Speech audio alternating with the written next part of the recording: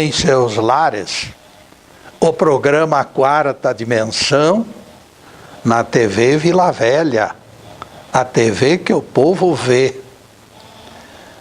O pregador repetia: não farás imagens de escultura. Êxodo 20, versículo 4. Não as adorarás, nem lhes prestarás culto. Êxodo 20, versículo 5. Por incrível que pareça, o próprio Moisés, porém, transgrediu este preceito. Fez Moisés serpente de bronze e a colocou numa haste. Quem fosse mordido, olhava a serpente e sarava. Números 21, versículo 9. Calado, Getúlio, bradou Crispim. Acaso você não sabe que este procedimento foi recomendado por Jeová? A proibição de fabricar imagens também é divina, Crispim. Veio de Jeová. O fato é que nada semelhante a coisas terrenas deveria ser esculturado pelo Decálogo. E o próprio Deus termina contrariando os seus estatutos, violando os 10 mandamentos. Não esqueça, Getúlio, que o artefato não era ídolo, explica Crispim. Se você fosse curado de mordida de cobra venenosa por aquela serpente, Crispim, aposto que por gratidão veneraria a sua imagem. Você esqueceria por completo que o Salmo 115 diz que os ídolos têm boca e não falam, têm olhos e não enxergam, têm ouvidos e não escutam. Afinal, a própria Bíblia define que aquela serpente livrava os judeus da morte, apesar de não falar, nem enxergar, nem ouvir.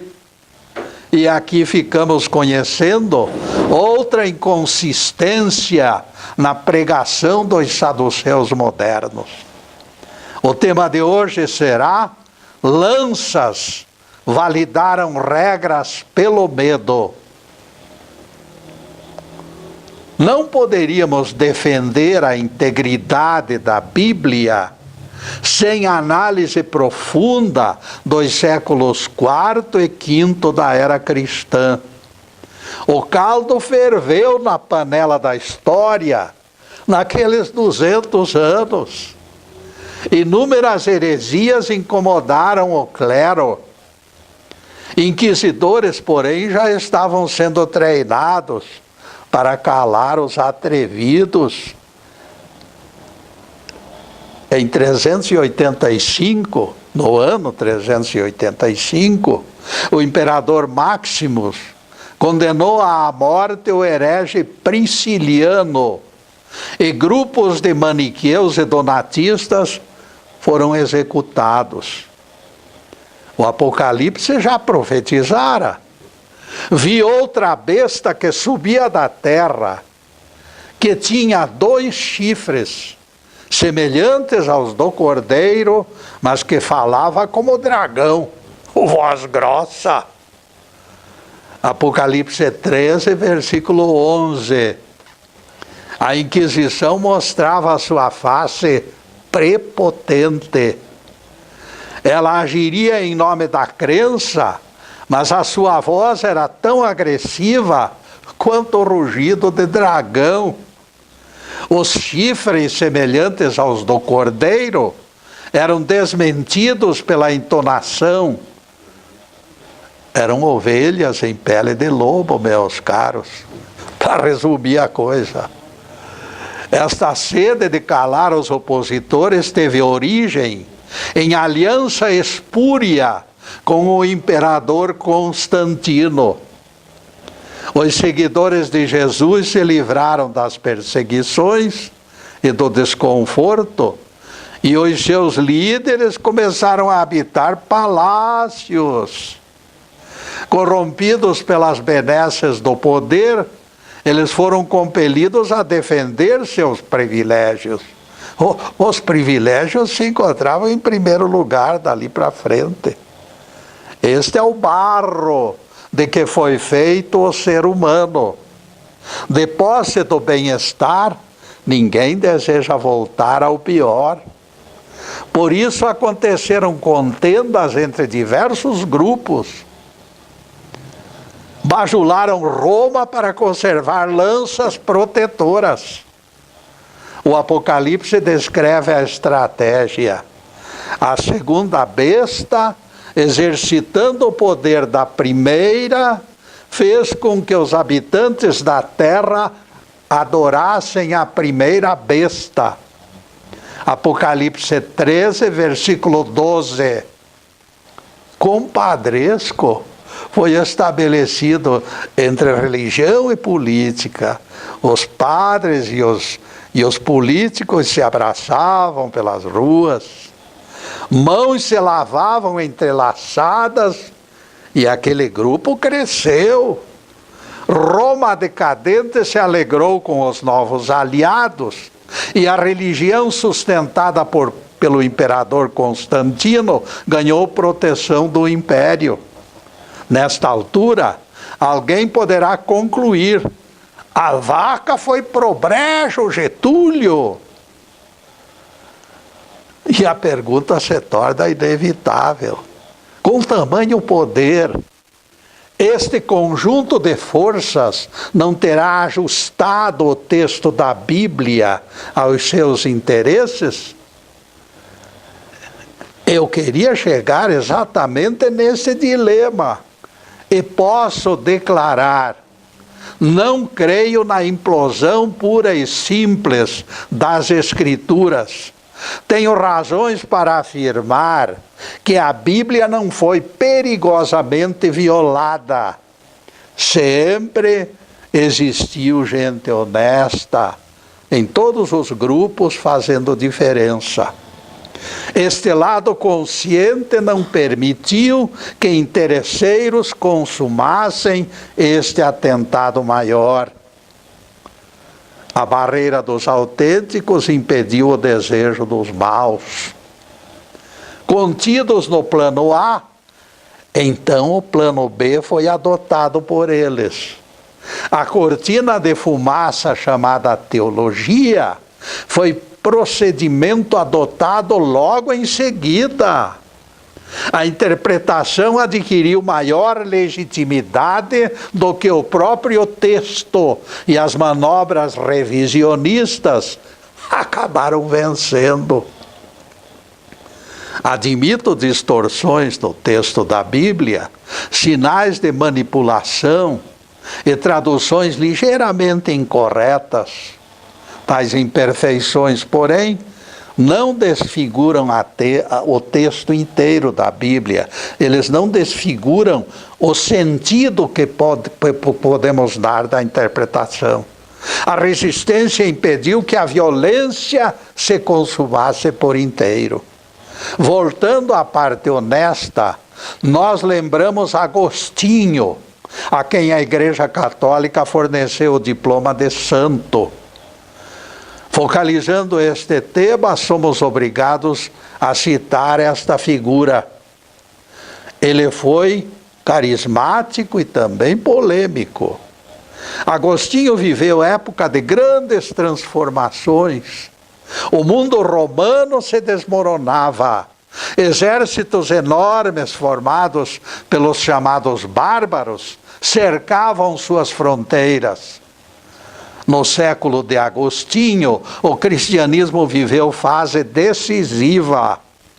Estudiosos se enfrentaram na arena das controvérsias, aplicando total empenho por aprovação.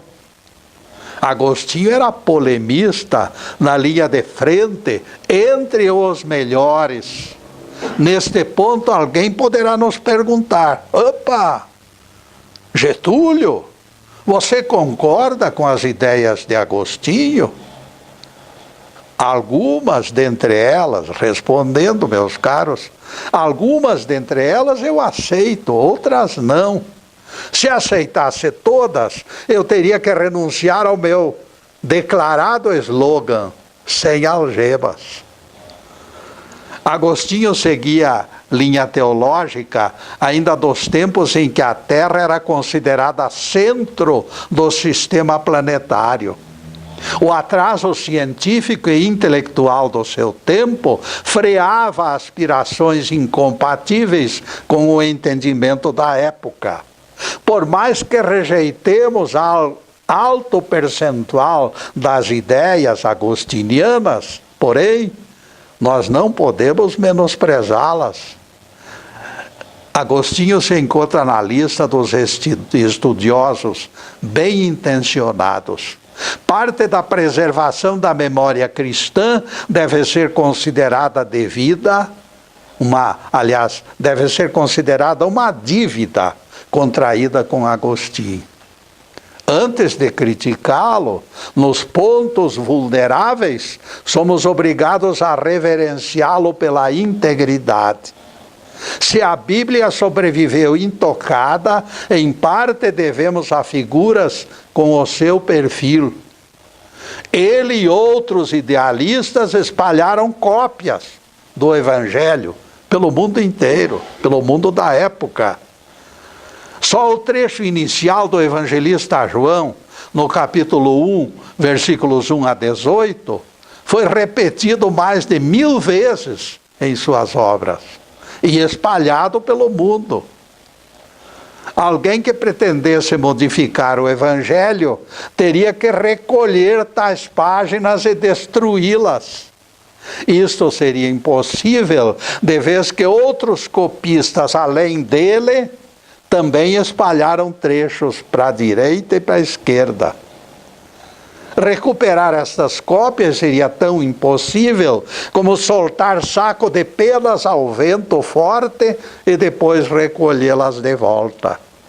Estes heróis do passado garantiram segurança de autenticidade do texto bíblico. E neste texto bíblico, meus caros, nós vamos fazer a primeira interrupção do programa para os comerciais do canal, mas é um instantinho só. Daqui a pouco estaremos de volta. Obrigado.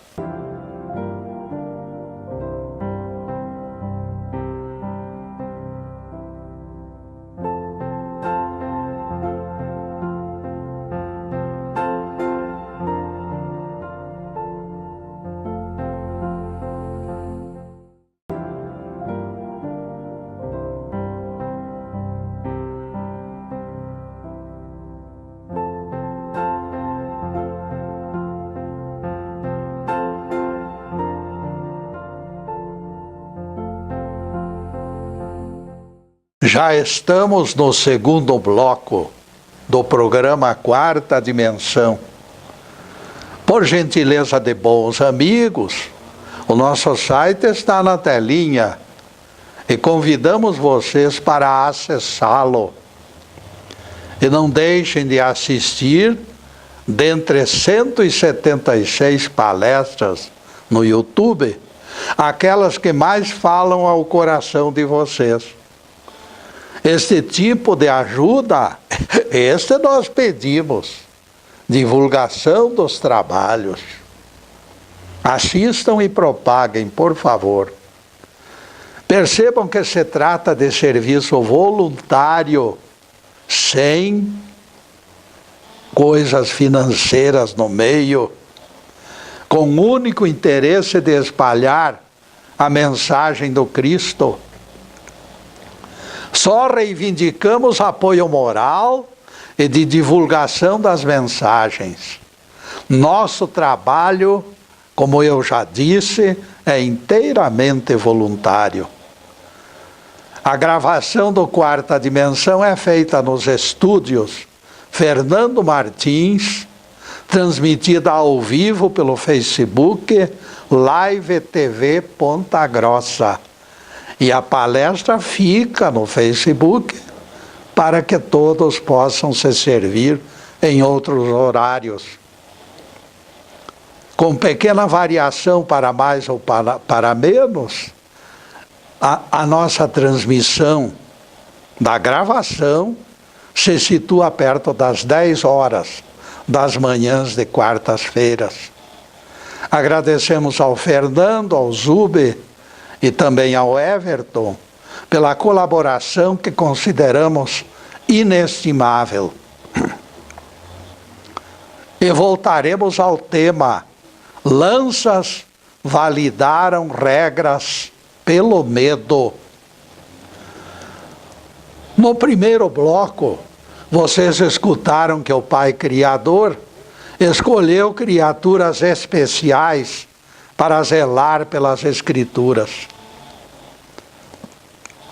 Sim, Getúlio, mas você não esqueça que o perigo persistiu. Você mesmo reconheceu que os teólogos instituíram plano substitutivo, com a interpretação deles valendo mais do que os textos. Olhar rápido pelo mundo da época mostra a acirrada disputa entre catedráticos para a imposição de doutrinas com cheiro de homens. Constantino, mesmo depois de morto, conservava raízes no devocionário dos mais simples.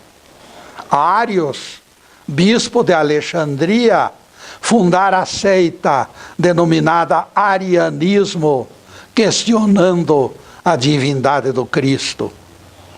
Figuras poderosas do império apoiaram a tese e o circo pegou fogo, como diz o povo. Essas divagações são suficientes amostragem daquele período caótico, quando ainda se definiam aspectos doutrinários.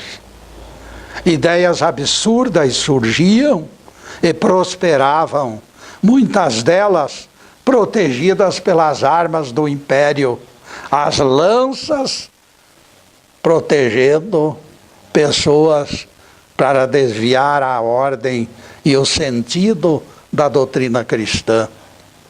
O paganismo ainda não morrera, alimentado pela aura romântica dos seus muitos deuses, tão sensuais quanto os seres humanos. Camponeses e aristocratas ainda veneravam na intimidade das famílias os deuses da Grécia e de Roma. No meio de tamanha confusão, Agostinho se destacou na batalha pela continuidade de Jesus na memória dos seguidores. Ele não se contaminou pela crescente inversão de valores, deixando de lado algumas ideias teológicas difíceis de tragar. Somos obrigados a respeitá-lo. Agostinho demonstrou boas intenções, com idealismo e coragem. Ele marcou a presença e conteve teólogos mal intencionados. A sua presença representou freio eficiente para dissuadir ambiciosas lideranças.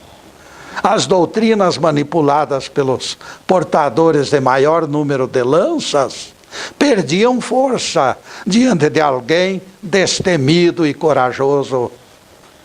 Foi este conjunto de gigantes no púlpito, em memoráveis debates, que salvou a integridade das Escrituras.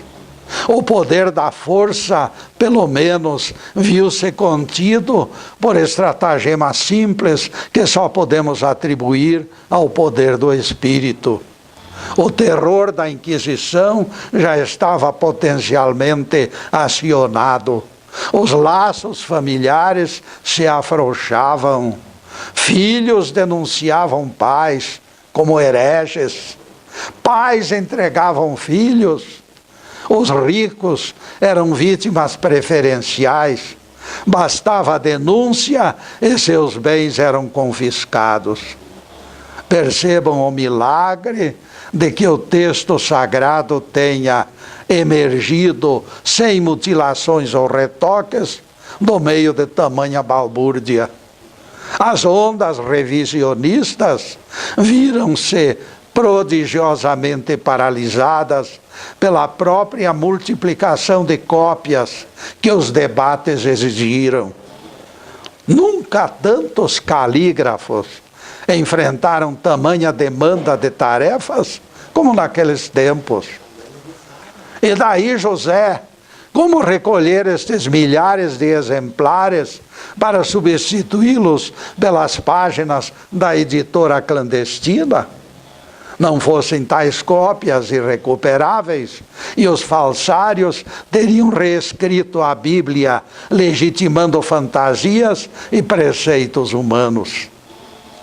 Eu adotei as Escrituras Sagradas como fonte e referencial para meus estudos, depois de comprovar sua autenticidade. Interpretadas em espírito e verdade, elas me revelaram que o Pai Celestial não é carrasco. Se os evangelhos me ensinam que Deus é amor, como posso considerá-lo criador da eternidade do inferno? Posso? Não é possível. Numa época em que tantos jogam lixo no ventilador doutrinário, precisamos contar com algo sólido e confiável. O texto da Bíblia, não o texto da teologia. Numa época em que se escrevem livros fantásticos para ganhar dinheiro e espalhar confusão, as palavras de Jesus devolverão nossa fé. De minha parte, me mantenho tranquilo, pesquisando com a certeza de direção certa. A Bíblia tem fornecido respaldo aos meus estudos. Podem proclamar que o Cristo está aqui, está acolá, mais para frente, mais para trás, à direita ou à esquerda. O Evangelho já me informou onde o Cristo se encontra. Eu passo de largo no meio deste caos. Continuo lendo, meditando e desmistificando o livro eterno do meu Deus. Eu sei que não vou encontrar o Paráclito em letras de forma, mesmo nas páginas da Bíblia. Sei disso porque o Evangelho ensina. O Paráclito se manifesta de dentro para fora e não de fora para dentro. O Espírito da verdade é o nosso Cristo interno, que nos esclarece e edifica na medida do entendimento. Isto também é doutrina bíblica. Inegavelmente, amigos, o livro sagrado jamais deserdará quem o busca sem pérfida ganância, porque a ganância estraga tudo. Foucault costumava dizer: no tesouro imenso das Sagradas Escrituras, existe versículo para cada anseio da alma. Agostinho foi ainda mais longe. Ele disse: o Espírito Santo não só prevê o que cada leitor precisa, mas o encaminha para encontrá-lo. Conta-se que rabino bastante piedoso costumava divulgar ensinamentos em praça pública. A autoridade romana o advertiu: Aniná, estás proibido de ensinar a lei ao teu povo. Esta ordem veio de César. Tribuno, retrucou Aniná respeitosamente. A convocação que me obriga a esclarecer minha gente me foi entregue pelo próprio Deus. O tribuno retrucou com desprezo. Nesse desprezo, meus caros, eu vou falar nele somente no próximo bloco, porque agora vamos fazer uma pequena interrupção para os comerciais do canal, mas é um instantinho só. Daqui a pouco estaremos de volta. Obrigado.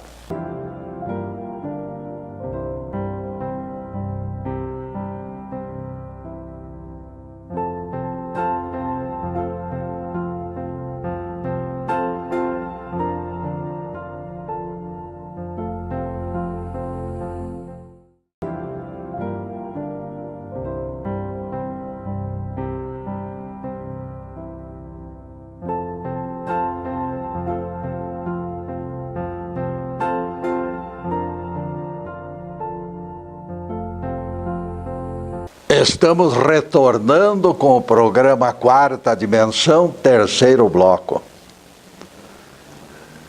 Conversaremos alguma coisa a mais sobre as declarações sempre incompletas de certos saduceus modernos, incapazes de se afastar da trilha teológica.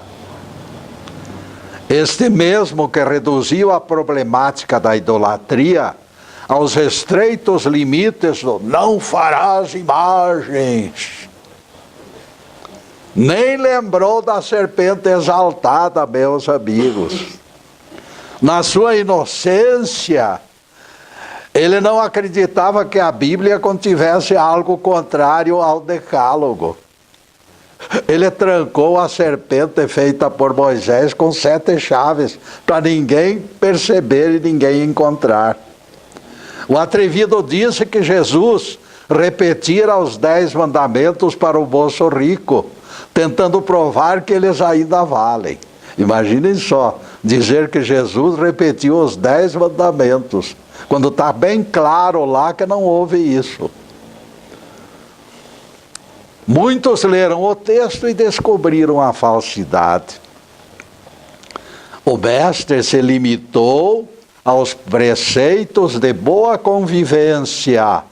Não adulterarás, não matarás, não furtarás, não dirás falso testemunho, honra teu pai e tua mãe. Nada sobre idolatria, meus caros. E nada sobre sábado também. E nós entendemos de cara. Neste novo ciclo, a idolatria perdeu a prioridade. E o sábado perdeu validade. O adorador do cofre é mais idólatra do que aquele que esconde talismãs no bolso da camisa, para que tenha sorte. Vejam que Jesus adotou a serpente de Moisés. Vejam só, aquela serpente fabricada, Jesus adotou como símbolo da sua própria jornada redentora. Veja que coisa maravilhosa. Assim como Moisés levantou a serpente no deserto, assim o Filho do Homem será levantado para que todo o que acredita tenha a vida eterna. Palavras de Jesus. E depois desse pinguinho de doutrina, a continuação do tema de hoje. Lanças validaram regras pelo medo. Certamente aquele mesmo Deus que permitiu a destruição do templo e da cidade de Jerusalém. Vejam a resposta do guarda, do pretoriano lá que tentou convencer que aquele santo homem se afastasse daquela tribuna. Então ele disse: não me cabe discutir a vontade de meu Deus. Minha tarefa é divulgar a sua doutrina. Vejam que resposta límpida e serena. Pois fique claro, respondeu o tribuno, que doravante estás proibido de ensinar estas coisas. Se fores surpreendido, voltando a pregar ao povo, a ordem de César será cumprida e serás condenado à fogueira. E ele disse então: só a morte me impedirá de cumprir a ordem de Jeová, retrucou Aniná corajosamente. E afastou-se dali sereno, com passos firmes. De imediato voltou aos discípulos e continuou explicando as lições sagradas, indiferente aos termos proibitivos e ameaçadores.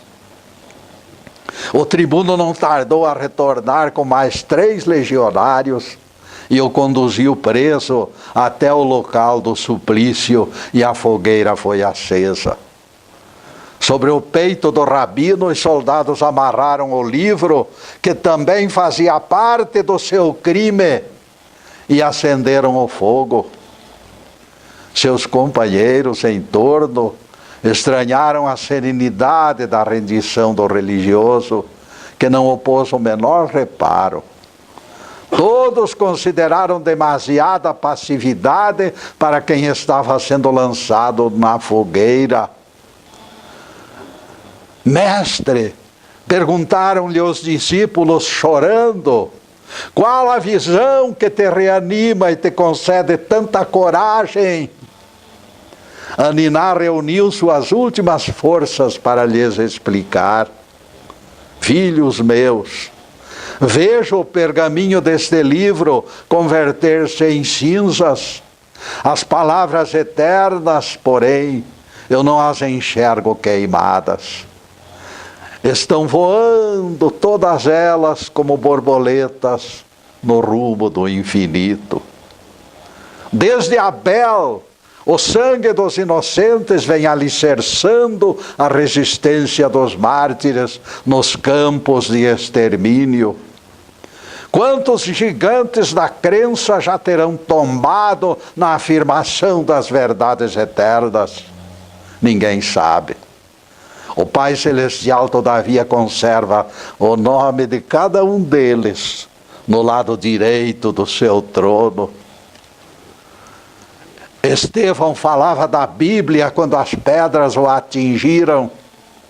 Caindo de joelhos, ainda encontrou tempo para perdoar os algozes. Senhor, não lhe imputes este pecado. Atos 7, versículo 60, palavras de Estevão. Savonarola, pregador italiano, também foi vítima da violência. Em 1498, em Florença, com o livro sagrado nas mãos, ele foi queimado pelos padres. Embora convidado a se retratar, ele não aceitou o preço, preferiu a morte. Savonarola foi executado.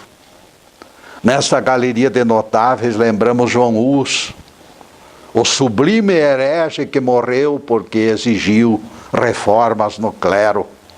Ele também procurou forças nas páginas do Evangelho. Foi morto pelo clero em 1415. Enfrentou a fogueira com serenidade. Desencarnou dizendo: estou preparado para morrer pela verdade dos Evangelhos. Apontamos apenas alguns poucos heróis da fé. Estes corajosos filhos do Altíssimo, porém, formariam colunas intermináveis desde o começo do mundo. Do anônimo até o mais conhecido, eles realçaram a beleza da rocha indestrutível que são as verdades de Deus. A força mágica das Escrituras é subproduto do sangue derramado por eles. Todas as Escrituras procedem de fonte única do nosso poderoso Deus. Por isso eu me curvo respeitoso perante os livros sagrados de todas as grandes religiões. Mesmo navegando em mares nunca dantes navegados, eu confio na qualidade das águas que me conduzem. Não falo somente da Bíblia, falo do livro dos Vedas, do Alcorão, das palavras de Confúcio, das meditações do Senhor Buda, dos mistérios do Egito e tantos outros mais. Falo do universo de Deus que desconhece fronteiras. Falo da religião universal do amor. Se não valorizarmos as ligações de Deus com os irmãos do Tibete, da China ou do Egito, seremos também excluídos, nós também iremos para a exclusão. Igualmente para nós a festa terá terminado. A cegueira dos que enxergam somente o próprio umbigo é incompatível com a majestade do universo. Ou acreditamos num Deus universal, ou negamos a divindade. A Bíblia dos judeus, adotada pelos cristãos, nos revela Jeová. Todos os profetas viveram e morreram pelo sonho maravilhoso de acreditar em alguma coisa que existe acima de todas as crenças. A luz divina, a luz do nosso querido Deus Pai. A religião do amor fabrica a dobrada coragem. Deus é único e universal e não podemos emparedá-lo. Os livros sagrados são palavras divinas que devem ser espontaneamente reconhecidas e amadas. Como todas as escrituras do universo, a Bíblia foi escrita por Deus em parceria com os humanos. O homem se revela nas Escrituras. Por isso as Escrituras possuem duas faces: a perfeição de Deus e a imperfeição do homem. E por que não? A Bíblia é perfeita quando Deus fala através dos profetas. A Bíblia é perfeita também quando Jesus fala pelos evangelhos. Jesus é o gabarito que nos permite auscultar as duas faces da Bíblia. Se o texto escolhido se enquadrar ao gabarito do mestre, ele pertencerá ao ramo de inspiração divina. Do contrário, o texto revelará autor desligado de fontes idôneas. Vejamos exemplo, meus caros. Elias disse ao capitão: se eu sou homem de Deus, desça fogo do céu e te devore a ti e aos teus 50 homens. 2 Reis 1, versículo 10. E a mágica deu certo. O fogo desceu e aqueles homens todos foram assassinados por Elias. Este ato de violência, meus amigos, é incompatível com os evangelhos. E neste ponto nós faremos outra pequena interrupção no programa para os comerciais do canal, mas voltaremos logo em seguida para rematar este assunto. Obrigado.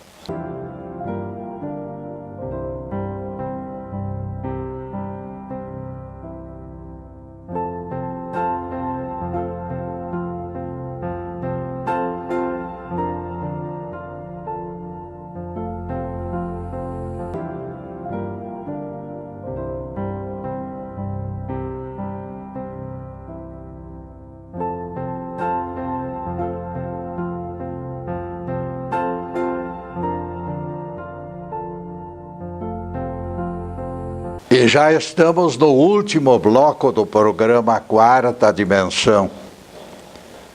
E lembramos as tardes de sextas-feiras, quando comparecemos aqui para a divulgação da Bíblia e do Evangelho.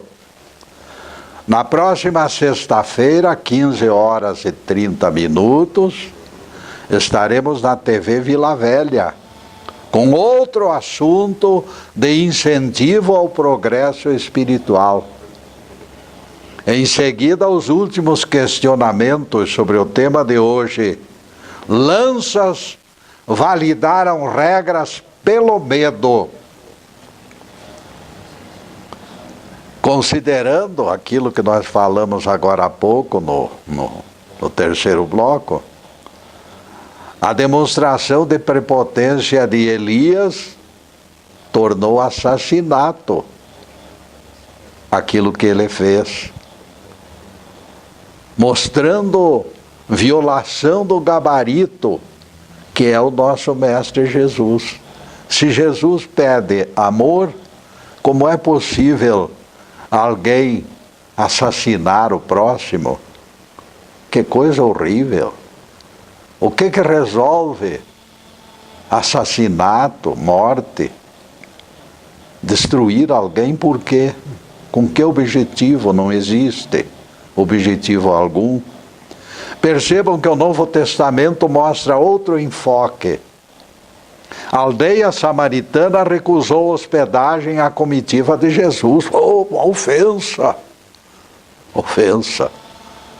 Os apóstolos Tiago e João sugeriram a descida de fogo do céu sobre a aldeia, queimar tudo. Jesus os repreendeu com veemência, porém, e se afastou tranquilamente, sem dizer uma simples palavra de censura. Está lá em Lucas 9, versículos 51 a 55. Elias pisou na bola. Percebam que o mestre se afastou da aldeia pouco simpática, sem qualquer reprovação. Elias com certeza não se guiava pelo espírito do evangelho naquela ocasião, quando fez descer fogo do céu sobre aqueles coitadinhos. É o gabarito que nos mostra a mão de Elias propensa à vingança, a mão humana de Elias. Não é a inspiração divina, não, a mão humana criminosa. Jesus proibindo o crime, sugerido pelos apóstolos, é voz condenatória do procedimento do profeta. Jesus mostra que apesar de grande, Elias agiu de maneira perversa e se tornou exemplo de crueldade. Seu espírito reencarnado em João Batista foi degolado por Herodes, cumprindo o resgate kármico. Desde criança, por acaso, uma criança, vamos dizer que uma criança chegue e abra a Bíblia e de repente focalize exatamente este trecho de Elias. E esta criança, virando-se para mim, me pergunta: tio, está certo isto? Eu não teria dúvidas em acusar Elias como assassino, para que aquela criança pudesse compreender a verdade e não sofismas. Se assim não procedesse, a criança poderia me colocar em maus lençóis perguntando: será lícito matar, tio? Pela credibilidade da Bíblia, eu revelaria que esta parte imperfeita e humana do livro sagrado é coisa de homens. Existem trechos que não ensinam e não edificam, antes pelo contrário. Tudo que contraria a doutrina de Jesus perdeu validade. Tudo que está fora do amor é coisa de homens ignorantes. Apesar das restrições que faço ao lado humano das Escrituras, com a mesma honestidade, eu os declaro necessários.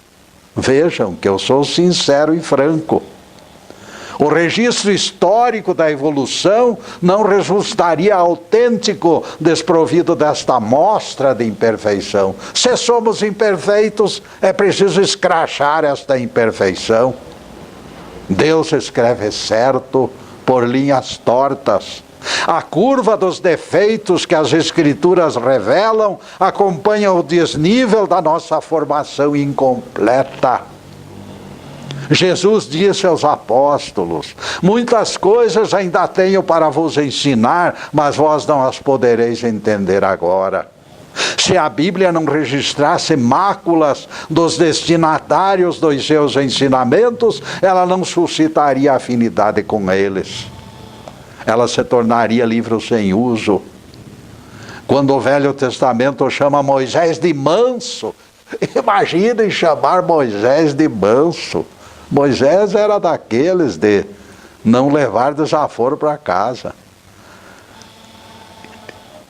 Chamar Moisés de manso sem enxergar a adaga vermelha de sangue que ele carrega na cintura. Isso é surpreendente. Era o varão Moisés muito manso, mais do que todos os homens sobre a terra, diz a Bíblia, em Números 12, versículo 3. A Bíblia humana define realidade chocante, mas nós temos que entender. Moisés era realmente manso, se considerarmos a ferocidade dos seus contemporâneos. A expressão inexplicável refletia padrões de cultura da época. Veiculava-se prova inédita de que o espírito ganharia tempo para o aprendizado, sem chances para a evolução e aperfeiçoamento dos espíritos. Os nascidos em épocas remotas teriam sido injustiçados. Como Como julgá-los se a vida fosse única? Quanto mais antigos e mais endividados eles se tornariam, diferentes de nós. Na nossa época já existe um pouco, pelo menos, de respeito pela vida. No entanto, apontando novas vidas, a injustiça prevista desaparece. Antigos e modernos seguirão com prerrogativas iguais, porque todos nós estamos embolados numa vida única. Não existe morte, não existe fim, só existe sempre um recomeço. A crueldade do Velho Testamento foi contida pela mansidão do Cristo dos Evangelhos. Este é o marco essencial da história que nos define a nossa verdadeira vocação. É a Bíblia traçando o perfil da sofrida evolução do ser humano. A mística e a fé os iluminaram desde a criação dos seus espíritos, por mais distantes que se encontrem no calendário. Eles estão diante de nós, eles estão perto de nós, eles estão dentro da nossa sociedade. No século passado, em Rajasthan, na Índia, os arqueólogos desenterraram a cidade perdida de Ugarit. Essa cidade era centro do comércio na Idade do Bronze, roteiro de caravanas entre o Egito e a Mesopotâmia, coisa muito antiga. Foram encontradas escrituras ainda dos templos pagãos caríssimos, ainda dos deuses pagãos, que antecipam frases utilizadas em nossos salmos. Isso é maravilhoso. Os arqueólogos depararam 80 paralelismos relacionados com o hebraico da Bíblia. A corça que suspira pelas correntes das águas estava escrito lá. E o cálice que transborda, que tantas vezes é repetido na Bíblia, estava escrito lá. São frases encontradas nos misteriosos escritos de Ugarit. Os salmos se identificam nesses antigos poemas. Isto revela a fonte única de inspiração e nos permite concluir pela unidade de comando. Muito antes da Bíblia, o Espírito Santo já se manifestava e já existiam pessoas credenciadas lá no sétimo céu, porque eram puras e perfeitas. Porque o mundo não é esse que aparece em nossa vida atual, meus caros. O mundo tem séculos e milênios e milhares e milhões de anos.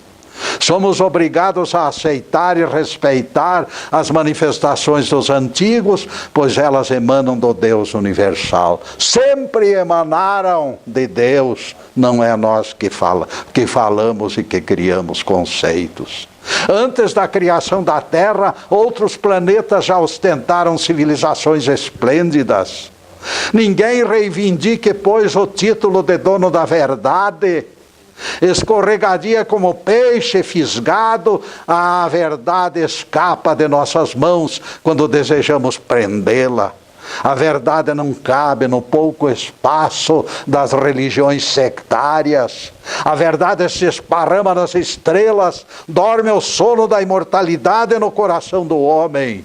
O Espírito Santo é nosso guia no rumo deste entendimento. Louvado seja Deus. Que o Senhor nos abençoe e nos guarde. Que o Senhor faça resplandecer o seu rosto sobre nós e tenha misericórdia de nós. Que o Senhor sobre nós levante o seu rosto e nos dê a paz.